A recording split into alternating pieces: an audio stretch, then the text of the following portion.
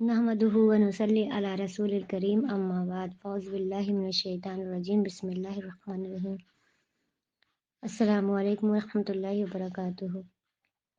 آج کا موضوع ہے فضائل ذکر، فضائل اعمال۔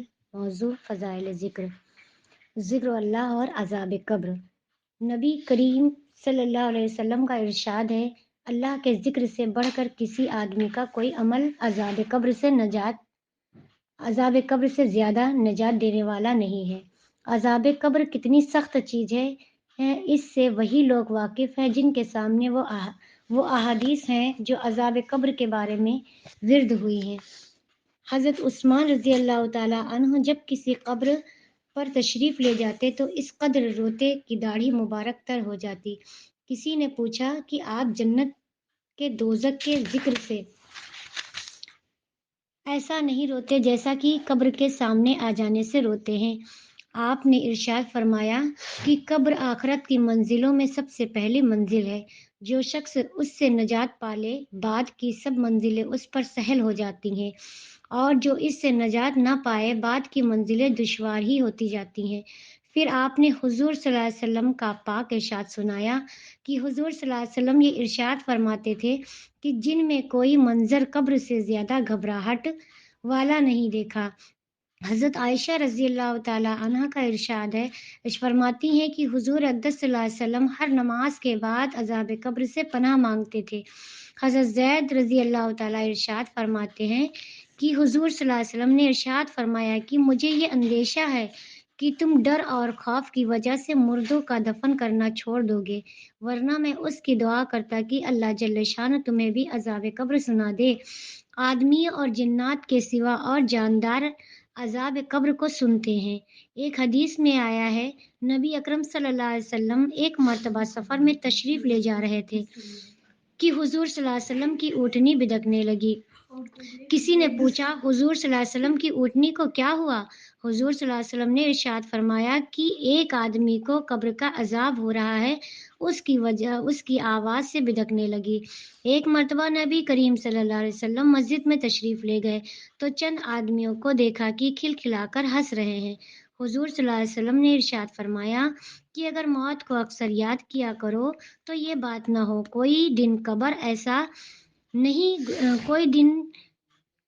قبر پر ایسا نہیں گزرتا جس میں وہ یہ اعلان نہیں کرتی کہ میں غربت کا گھر ہوں، کیڑوں اور جانوروں کا گھر ہوں۔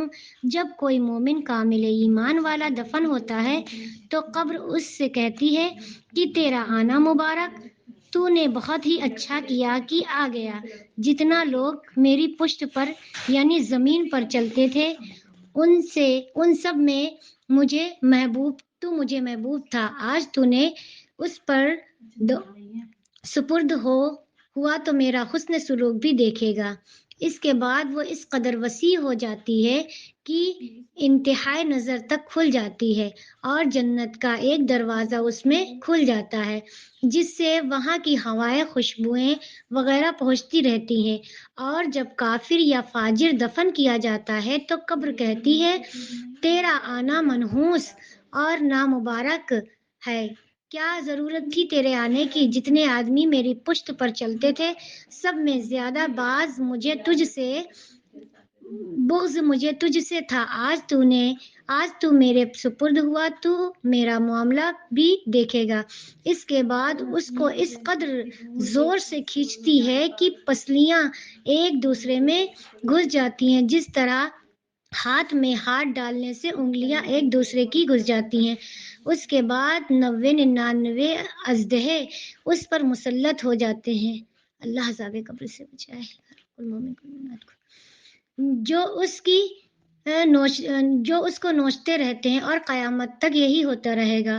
حضور صلی اللہ علیہ وسلم فرماتے ہیں کہ اگر ایک اژدہا ان میں سے زمین پر فنکار مار دے تو قیامت تک زمین میں گھاس نہ اگے۔ اس کے بعد حضور صلی اللہ علیہ وسلم نے ارشاد فرمایا کہ قبر یا جنت کا ایک باغ ہے یا جہنم کا ایک گڑھا۔ ایک حدیث میں آیا ہے کہ نبی کریم صلی اللہ علیہ وسلم کا 2 قبروں پر گزر ہوا، ارشاد فرمایا کہ ان دونوں کو عذاب ہو رہا ہے، ایک کو چغل خوری کے جرم میں، دوسرے کو پیشاب کے احتیاط نہ کرنے میں، کہ بدن کو بدون کو اس سے بچاتا نہ تھا۔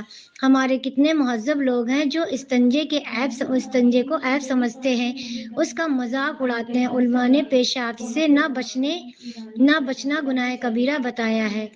ابن حجر مکی نے لکھا ہے کہ صحیح روایت میں آیا ہے کہ اکثر عذاب قبر پیشاب کی وجہ سے ہوتا ہے۔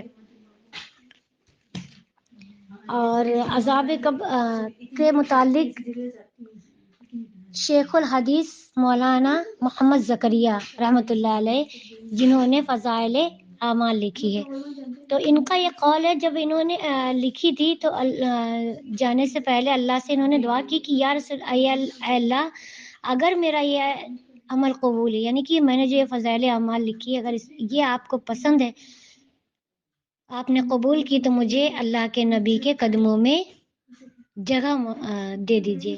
تو اللہ نے ان کی موت کے بعد ان کو جنت البقیع میں مقام عطا فرمایا، یعنی کہ ان کی قبر مبارک جنت البقیع میں ہے۔ آخرت دعوانا والحمدللہ رب العالمین۔ اللہ تعالی ہم سب کو عذاب قبر سے محفوظ رکھے، کہنے سننے سے زیادہ اللہ تعالی عمل کی توفیق عطا فرمائے۔